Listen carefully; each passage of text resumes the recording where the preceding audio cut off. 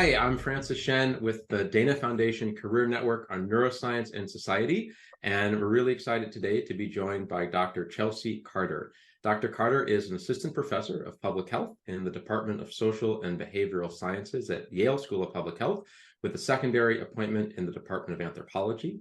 She holds a PhD in sociocultural anthropology, a Master of Public Health, and a certificate in Women, Gender, and Sexuality Studies from Washington University in St. Louis.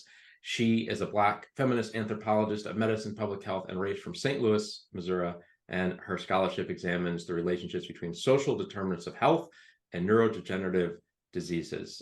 That's really awesome and unique work that you're doing. And my question is, what is the path, the journey that led you to want to do that, to be able to do that? What do you do all day?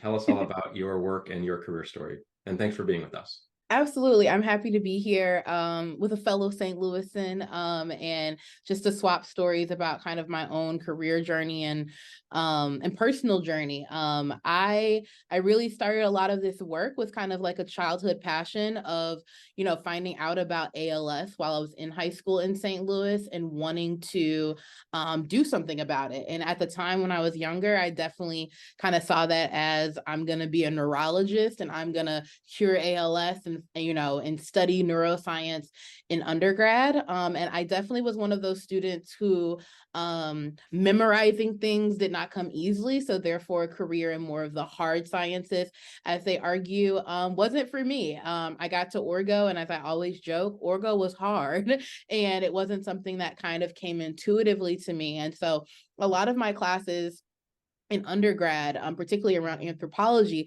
they just fit the way I thought about the world, and also were teaching me new ways about seeing things beyond my little bubble of St. Louis and of the United States, and really seeing how a lot of the things that we know are all based on our cultural understandings, our social understandings, and our historical understandings of doing that. And so I took this kind of passion that I had in volunteering with people with ALS with me from high school to college, and started working really closely with the Emory ALS Center as a volunteer. And ultimately, I started also volunteering at the ALS Association of Georgia. And through that, I just found a lot of opportunities to kind of do some of the same tasks I was doing in high school, show up for people that had this awful, incurable disease, but also really learn from them. What are their challenges? What are their struggles? How do they access different care providers? How do they get enrolled in clinical research trials? And then I think like towards the end of high school, but especially in college, while I was down in Atlanta, I started realizing that there weren't a lot of people with this disease that looked like me. And so I kind of had this like really big anthropological kind of question of like, why?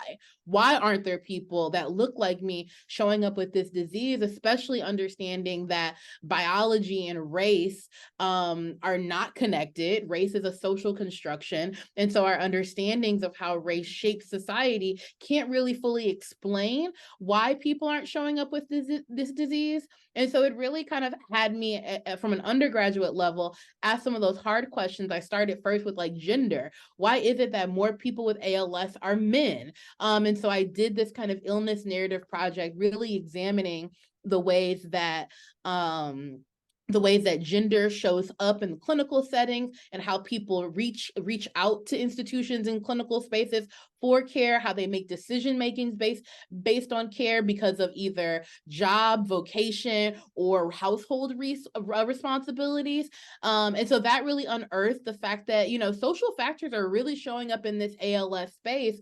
And so after kind of finishing undergrad and working in Atlanta at a large ALS nonprofit, the Muscular Dystrophy Association, and then taking my talents over to an insurance company right in the heart of healthcare reform and ACA, aka Obamacare, I really started realizing, I was like, oh, the things that are necessarily dictating biology and health outcomes aren't just biology. Like there are all these social factors going into it. And I really was still interested in this question of like, where are all the Black people with ALS and why are they not showing up in some of these clinical spaces where I'm spending so much time? And so a lot of that work inspired me to go into into a doctoral program grounded in anthropology and medical anthropology, so that I can investigate these questions through ethnographic research. But then I also was super interested in getting a master's in public health to really also supplement that critical knowledge with praxis and implementation. How do I then, after I unearth this question, how do we then create programs and support systems so that people that are not being diagnosed timely, are not showing up in clinics for care, are not enrolling in clinical trials, we can figure out not only the whys, but the how-tos to fix that problem. And so I think, kind of really broadly speaking, Francis, like that's how I got to like where I am now. And I think I still kind of like chuckle that I, scammed my way to Yale with this same question from when I was 14 years old, because it really has kind of been like a lifelong quest of like really wanting to unearth this problem, but also fix it. And so now, like, the day in my life looks like a whole lot of writing. I think one of the most important vehicles for scientists is for us to write up our findings and share them with other people. And so right now I'm working on a book project, called Finding the Forgotten, race, anti-Blackness in the world of ALS. And so really trying to answer some of these questions that I've started thinking about in my doctoral work, but then also working on smaller pieces for publication, both in occupational health journals, physical health, neurology, neuroscience, because I think that this is such an interdisciplinary issue, and I don't want to silo it to anthropology or silo it to public health, but really make sure that we're having large conversations about health equity and health disparities in the ALS/broader rare disease space, because these things really matter for how we're going to, I think, solve a lot of the inequities in society, but especially solve those at a health level. And then I also teach and mentor students. And so being a professor comes with the great privilege of being able to take all the knowledge that I know and share it with other students. And so I teach a class here in the School of Public Health called Biomedical Justice, which is really the type of class that is saying, hey, biomedicine is really this Western understanding of how to do medicine the right way. And so what are other healing traditions teaching us? And how are we also kind of using our positivist approaches to biomedicine and forcing those on communities that might not always think the same way? So can we create more critical and community-centered approaches to solving these problems and asking these questions? And I feel very privileged to be able to, talk to these really brilliant students about the ways that they can do that in their own work. So I'll leave it there, but I think that's kind of how I got here, and then like what a day in a life for me looks like. That's a really amazing story. Thank you for sharing. I really have just one more question, because you give a great answer there. What advice would you have for students who want to pursue these types of questions? And a version of that question is also, it's really clear in what you just said that you are, on one hand, doing high-level scholarship, but on the other hand, really emphasizing on the ground, as you use the word, praxis change and improvement with the communities that you're working with. So could you also give maybe some advice about navigating a career where you can be in academia, but still really be changing policy as well? I think that's something a lot of students and frankly, probably professors struggle with, how to do both of those things. Yeah, absolutely. I think exactly what you said at the end, Francis. Like, I also struggle with that because the university doesn't incentivize, the structure of the university doesn't always incentivize doing kind of the more on the ground, grassroots, community-centered work in the ways that they incentivize being in the Lancet or being in JAMA, some of these large publications. And so I think that some of my first advice is just deciding, and I think for students thinking about these types of careers, really making it a value that's central to who you are, because you're always going to get people that say, like, oh, well, you can worry about that later. Do the activism or do the grassroots stuff later. Focus on the school, focus on the papers. And I think that sometimes like you have to really be committed to that as a personal value, so that when you kind of get that chatter, like, no, I am committed to this, and how can I do both?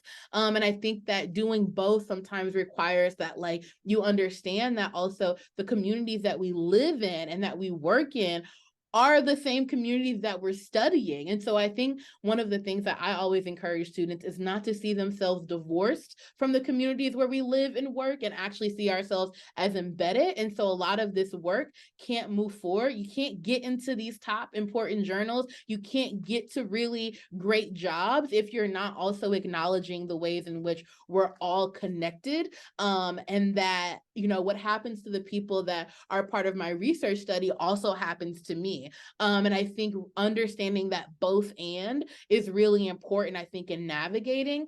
And then I also think, like, the last thing I'll say is really just kind of following your passions. I think I even shared this on another really amazing talk that you had for us earlier this fall. But it's really important to, like, if there's something that speaks to you and calls to you, that you really listen to that. Because I think, you know, my generation, as a millennial, we for sure still were a part of that place where what your parents said to go to school for is what you needed to go to school for, because they were either not paying for it or they couldn't just comprehend what you were going to do, like my family with a degree in anthropology. And so I think you have to really fight for your passions and literally listen to, what are the scholars, what are the classes, what are the activities that I do that bring meaning and purpose to my own life, and then figuring out ways to kind of pair that with this kind of, you know, I have to have a job and I have to do this thing. And I think when we're able to pair those and connect them in a really kind of symbiotic way, it makes it a lot more fruitful to have careers in this space, even when it's hard to do both, even when the structures and powers that be say that it's challenging to, you know, to be community centered and to do the academic thing. I think it's just kind of coming back to those three things. Thank you. That's wonderful advice, a great career trajectory, and we're really thankful for you for sharing this with the Dana Foundation Career Network in Thank Neuroscience you. and Society. Thanks so much, Dr. Carter.